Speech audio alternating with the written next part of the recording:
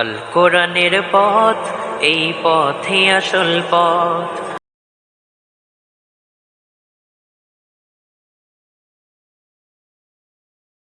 ইন্নাল হামদুলিল্লাহ ওয়াসসালাতু ওয়াসসালামু আলা রাসূলিল্লাহ। দেশের প্রবাসের কাছের ও দূরের ভাই বোন সকলকে আমি সালাম জানাচ্ছি। আসসালামু আলাইকুম ওয়া রাহমাতুল্লাহি তাআলা ওয়া বারাকাতুহু। আমরা আজকের আলোচনা করছি তাফসীরে কাসিমি, সংক্ষিপ্ত তাফসীর ধারাবাহিক। আজকের 260 নং আয়াতে কারিমা থেকে আলোচনা শুরু হচ্ছে 101 নং পর্বে। আউযু বিল্লাহি মিনাশ শাইতানির রাজীম। বিসমিল্লাহির রাহমানির রাহিম। وَإِذْ قَالَ إِبْرَاهِيمُ رَبِّ أَرِنِي كَيْفَ تُحْيِي الْمَوْتَى قَالَ أَوَلَمْ تُؤْمِنْ قَالَ بَلَى وَلَكِنْ لِيَطْمَئِنَّ قَلْبِي قَالَ فَخُذْ أَرْبَعَةً مِنَ الطَّيْرِ فَصُرْهُنَّ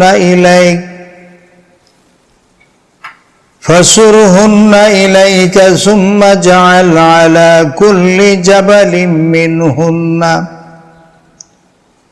منهن جزءا ثم ادعهن يأتينك سعيا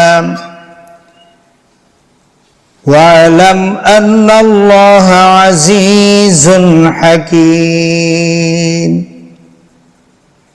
صدق الله العظيم।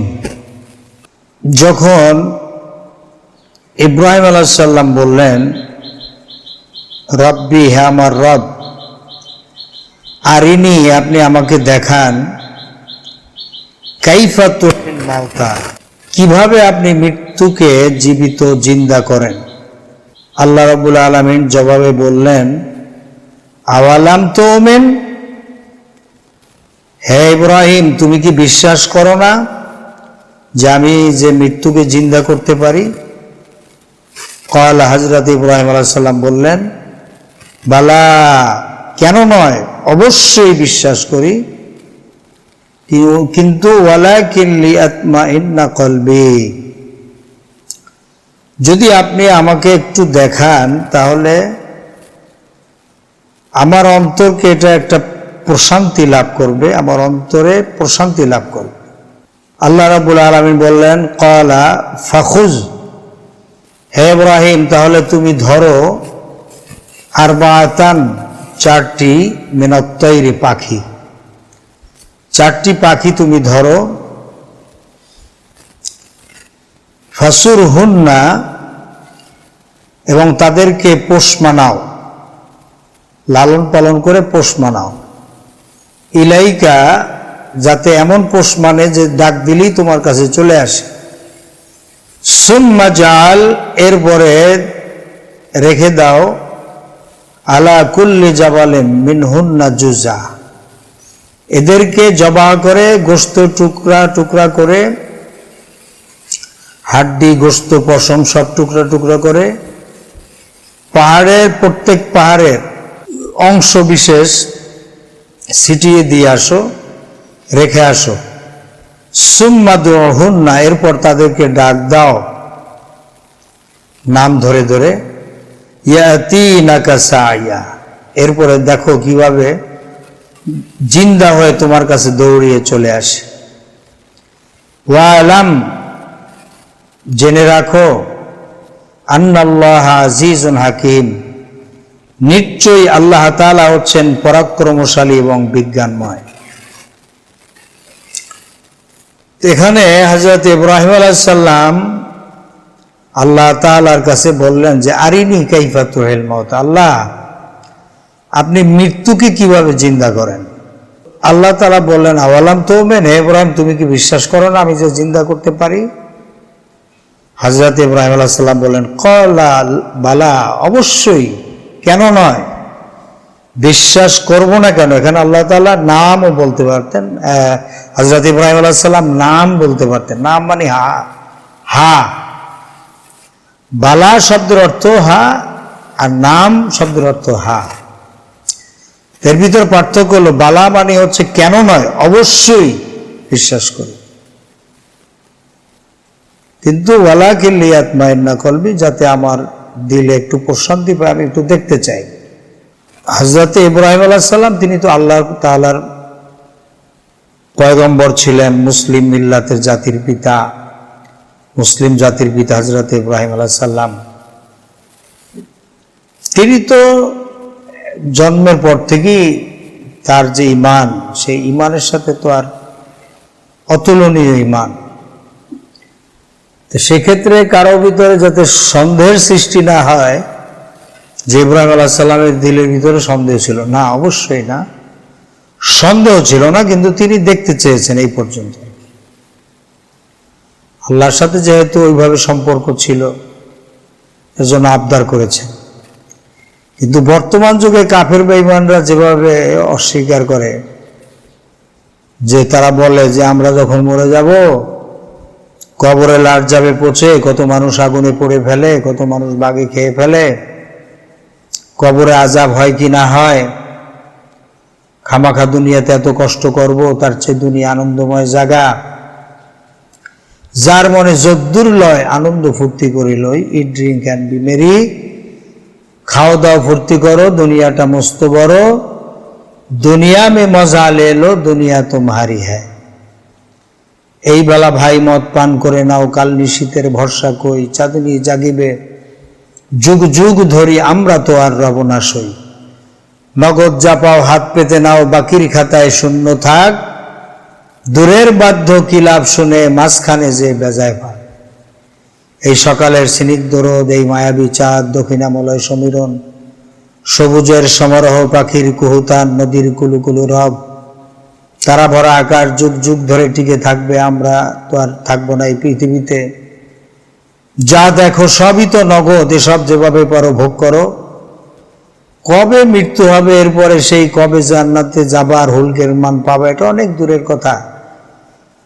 কাফেররা এভাবে আল্লাহ তাআলাকে তারা পরকালকে অস্বীকার করার নাম করে সরাসরি আল্লাহ তাআলাকে অস্বীকার করত, যে কবরে কি হবে না না হবে এ নিয়ে চিন্তা করার সময় নেই।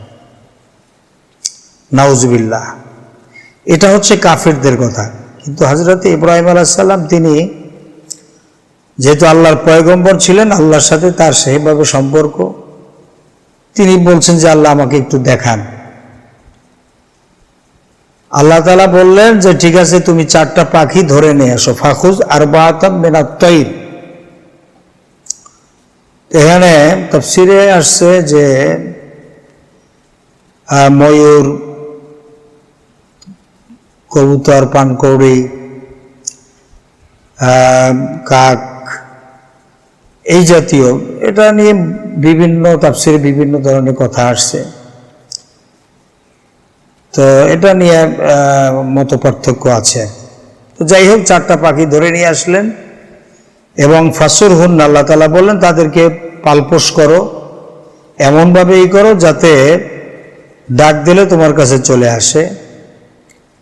এরপরে তুমি এদেরকে জবাই করো, জবাই কইরা গোশত, টুকরা, পশম, হাড্ডি যা আছে সব মিলাও, মিলিয়ে পাহাড়ে এগুলো ছিটাই দিয়ে আসো।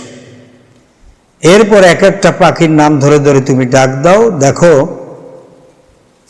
ইয়াতিনাকা সাইয়া, কিভাবে টাস টাস করে হাড্ডি, গোশত, পশম সব জোড়া লেগে লেগে মুহূর্তের ভিতরে তারা জিন্দা হয়ে তোমার কাছে দৌড়ায় চলে আসবে। ওয়ালাম, তোমরা জেনে রাখো, আন্নাল্লাহা আজিজুন হাকিম, নিশ্চয়ই আল্লাহ তাআলা হচ্ছেন মহাপরাক্রমশালী এবং বিজ্ঞানময়। সুবহানাল্লাহ। আল্লাহ তাআলার তিনি হচ্ছেন মহাবিজ্ঞ। এই বিষয় থেকে আমরা বুঝতে পারি এই যে আল্লাহ তাআলা তিনি জিন্দা করতে, এটা আল্লাহ তাআলার কাছে কোনো ব্যাপারই না। যে আল্লাহ তাআলা আমাদেরকে প্রথমে সৃষ্টি করেছেন, সে আল্লাহ তাআলা, তিনি আমাদেরকে দ্বিতীয়বার সৃষ্টি করতে পারবেন না। এটা তো একটা বোকা নির্বুদ্ধের কথা। কাফেররা যেমন বলতো, কে আমাদেরকে আবার সৃষ্টি করবে? আল্লাহ তাআলা কোরআনে কারিমে জবাব দিয়েছেন, কুলিল্লাযী ফাতারাকুম আউওয়ালা মাররা, যিনি তোমাদেরকে প্রথম সৃষ্টি করেছেন সে আল্লাহ সুবহানাহু ওয়া তাআলা, তিনি তোমাদেরকে আবার তিনি সৃষ্টি করতে পারবেন, করবেন, এতে কোনো সন্দেহ নেই। সুবহানাল্লাহ। এর থেকে আমাদের শিক্ষা নিতে হবে যে আল্লাহ তাআলার কাছে আমাদেরকে হাজির হতে হবে। আমরা যে যতই হ্যাডামগিরি দেখাই পৃথিবীতে, বড় বড় ডিক্টেটর, বড় বড় অহংকারী সাজি আমরা, আমাদের ভিতরে অনেক রাজা বাদশারা দেখা যায় কয়েক বছর ক্ষমতায় থাকলে নিজেকে এমন বড় অহংকারী মনে করে, অনেক বড় ডিক্টেটর মনে করে, নিজের খোদার দাবি করা শুরু করে দেয়। আল্লাহকে আল্লাহ বলতেই এদের লজ্জা লাগে। এরা কথায় কথা বলে উপরালা, উপরালা বলে। আল্লাহকে যে মহব্বতের সাথে আল্লাহ বলে ডাক দেবে, এটাও মনে হয় এদের কাছে লজ্জালা। আহাম্মকের গোষ্ঠী। যেমন ফেরাউন একটু বেশি হায়াত পেয়েছিল, আল্লাহ তাকে বেশি একটা অসুস্থতাও দেয় নাই, যার কারণে সে অহংকার করে বলতো, কই আমি যদি খোদা নাই হব তাহলে তোদের মতো এত অসুখ বিসুখ আমার হয় না কেন? এরকম অহংকারীরা যুগে যুগে এইভাবে অহংকার করে। কিন্তু যতই করুক, টাইম যখন চলে আসে তখন যত বড়ই ডিক্টেটর হোক, অহংকারী হোক, তাকে ওই আল্লাহর কাছেই ধরা দিতে হবে।